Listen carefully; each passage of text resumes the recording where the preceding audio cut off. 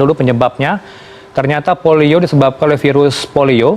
Virus ini tergolong dengan human enterovirus yang berkembang. POM telah mengeluarkan izin darurat penggunaan vaksin Sinovac bagi anak usia 6 hingga 11 tahun. Meski telah mendapatkan izin dari Badan POM, Kementerian Kesehatan masih menunggu rekomendasi dari berbagai pihak terkait teknis pelaksanaan vaksinasi. Orang bayi di Sukabumi, Jawa Barat meninggal dunia beberapa jam setelah menerima imunisasi. Saya cuma pengen tahu apakah ada efek jangka panjang.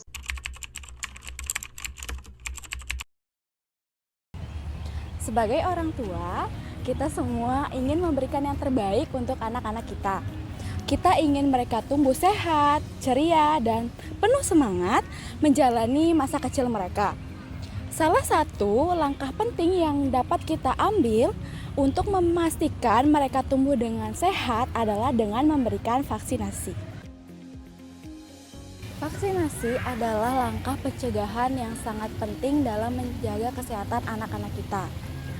Meskipun ada rasa cemas dalam harus membawa anak-anak untuk vaksinasi, percayalah, vaksinasi adalah tindakan yang sangat aman dan memberi perlindungan yang besar untuk anak-anak kita.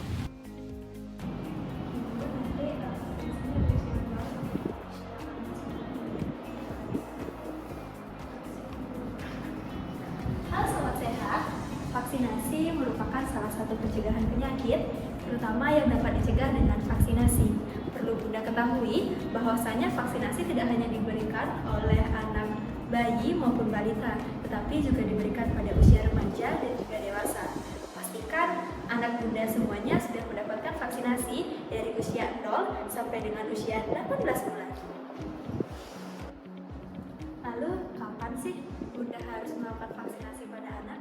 Nah, perlu Bunda ketahui bahwasanya jadwal vaksinasi sudah tertera jelas pada buku KIA, di mana pada buku PINK KIA Bunda bisa lihat pada bagian anak, kemudian buka pada bagian pelayanan vaksinasi. Di sini sudah tertera jelas kapan anak Anda harus mendapatkan vaksinasi dan juga apa vaksinasi yang anak Anda akan dapatkan. Di mana pada usia 0 bulan, anak Anda atau buah hati Anda akan mendapatkan vaksin hepatitis B. Kemudian usia 0 sampai dengan 1 bulan, anak Anda akan mendapatkan vaksinasi polio 1 dan juga BCG. Usia 2 bulan, anak akan mendapatkan vaksinasi DPT, HB HIB 1, polio 2, rotavirus 1 dan juga PCP. Kemudian usia 3 bulan, anak akan mendapatkan vaksinasi DPT, HB HIB 2, polio 3, PCV 2 serta rotavirus 2. Kemudian usia 4 bulan, anak akan mendapatkan vaksin DPT, HB HIB 3, kemudian polio 4, IVV, rotavirus 3. Kemudian usia 9 bulan, anak akan mendapatkan vaksin MR dan juga IVV. Kemudian pada usia 10 bulan, anak akan mendapatkan vaksinasi JE. Serta usia 12 bulan, anak akan mendapatkan vaksinasi PCV 3. Dan yang terakhir, pada usia 18 bulan, anak akan mendapatkan vaksinasi DPT, HB HIB lanjutan, serta MR lanjutan. Jadi, jangan lupa pastikan anak Anda sudah mendapatkan vaksinasi yang lengkap ya. Ingat, kesehatan dapat dilakukan dengan vaksinasi. Baik, adapun efek samping dari vaksin DPT sendiri mempunyai dua reaksi. Yang pertama, reaksi ringan atau juga sementara, di mana reaksi ini meliputi dengan demam ringan, lalu nyeri pada bagian bekas suntikan dan juga iritabilitas. Lalu reaksi kedua ada itu reaksi berat, namun ini jarang terjadi, di mana reaksi ini meliputi seperti demam disertai kejang, alergi parah dan juga gangguan mata. Baik, selanjutnya ada efek samping mengenai vaksin polio, di mana efek samping dari vaksin polio ini memiliki beberapa reaksi yang dimana pertama itu ada demam ringan, lalu ada pengerasan kulit pada bagian bekas suntikan, lalu ada nyeri pada bekas suntikan dan juga nyeri bahu. Selanjutnya ada pingsan, di mana pingsan ini diakibatkan karena tidak kekuatannya tubuh atau rasa takut terhadap jarum suntik. Lalu yang terakhir ada alergi parah. Nah, namun alergi parah ini jarang terjadi. Apabila terjadi ini dikarenakan karena tidak kecocokan akibat cairan vaksin masuk ke dalam tubuh.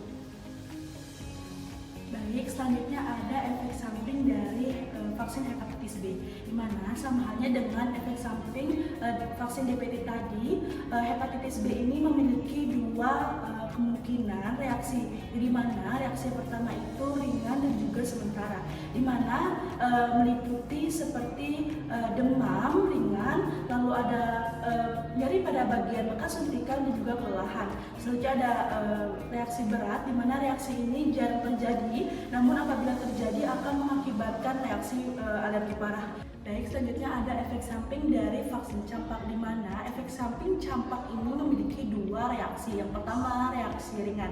Apabila mengenai reaksi ringan ini meliputi seperti demam dan juga ruam. Selanjutnya ada reaksi berat, namun reaksi berat ini jarang terjadi. Apabila terjadi yaitu meliputi seperti demam disertai kejang, lalu ada reaksi alergi parah dan juga penurunan jumlah trombosit sementara.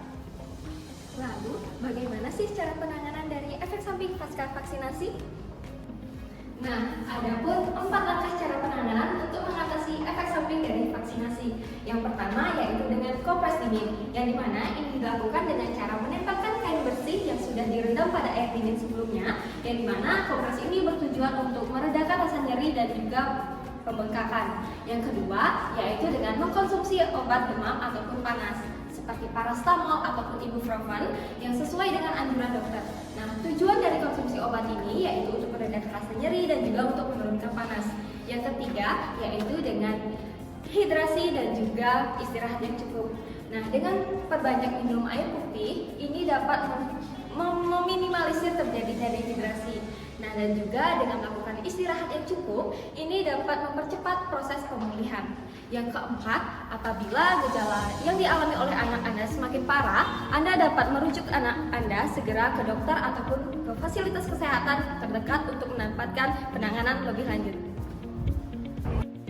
Vaksin mencegah penyakit berbahaya dan mematikan. Badan Kesehatan Dunia melansir vaksin bisa menyelamatkan 9 juta nyawa manusia per tahun. Begini cara kerjanya. Vaksin berisi kuman penyakit yang lemah atau mati. Jadi, tidak akan membuat yang divaksin menderita.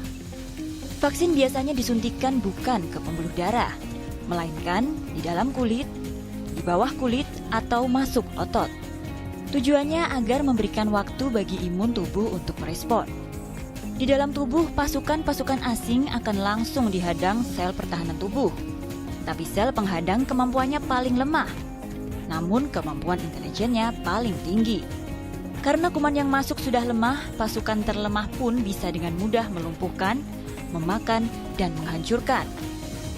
Si prajurit pertama ini kemudian akan bermigrasi ke kelenjar limfe, tempat bermukim perwira menengah dan jenderal.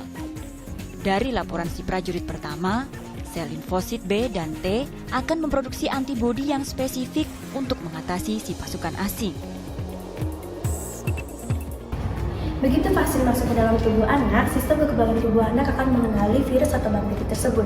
Nah, itu akan membentuk antibodi. Nah, ketika anak terpapar penyakit yang sesungguhnya, tubuh itu sudah siap untuk melawan serta mencegah penyakit tersebut agar tidak berkembang lebih lanjut.